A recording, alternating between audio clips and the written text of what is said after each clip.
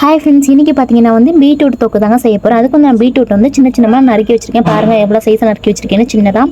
இதுக்கப்புறம் ஒரு சட்டியில் வந்து கொஞ்சமாக வந்து எண்ணெய் ஊற்றிக்கலாம். கடுகு, கடலைப்பருப்பு, 4 வரமிளகாய் சேர்த்து நல்லா வறுத்து விட்டுருங்க. அது கூடயே வந்து ஒரு கொத்து கருவேப்பிலை நான் சேர்த்துக்கிறேங்க.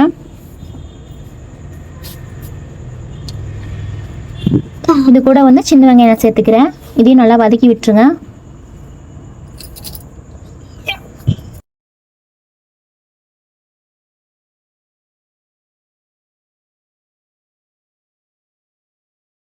வெங்காயம் வதங்கினதுக்கு அப்புறமா நம்ம வந்து தக்காளி வந்து நான் சேர்த்துக்கிறேன். ஒரு 2 தக்காளி நல்லா பழமாக நான் வந்து நறுக்கி சேர்த்துக்கிறேங்க. இப்போ வந்து தக்காளி சேர்த்து நல்லா வதக்கி விட்டுருங்க.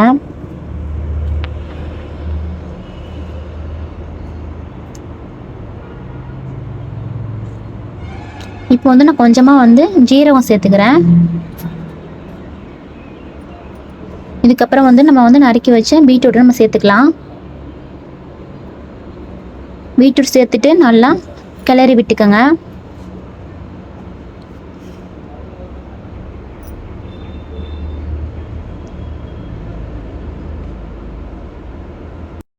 இப்போ வந்து பீட்ரூட்டுக்கு வந்து நம்ம தண்ணி தொளிச்சிக்கலாம். அப்போ தான் பீட்ரூட் கொஞ்சம் சீக்கிரமாக வெந்து வரும், நம்மளுக்கு தொக்காவும் கிடைக்கும். இப்போ பார்த்தீங்கன்னா தேவையான அளவுக்கு உப்பு சேர்த்துக்கலாம். இது கூட வந்து கொஞ்சமாக மஞ்சத்தூள் சேர்த்துக்கலாம்.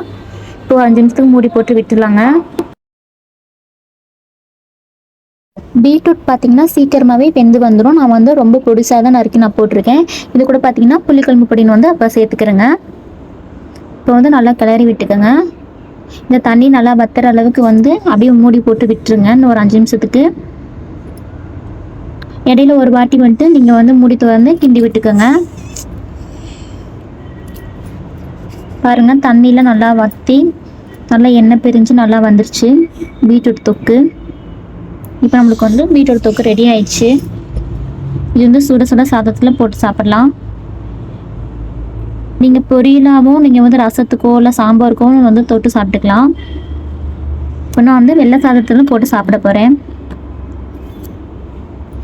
கண்டிப்பாக அந்த மாதிரி ட்ரை பண்ணி பாருங்கள், ரொம்ப சூப்பராகவே இருக்கும். ஓகே ஃப்ரெண்ட்ஸ், வீடியோ பிடிச்சா லைக் பண்ணுங்கள், நம்ம சேனல் மறக்காமல் சப்ஸ்கிரைப் பண்ணுங்கள். தேங்க்யூ.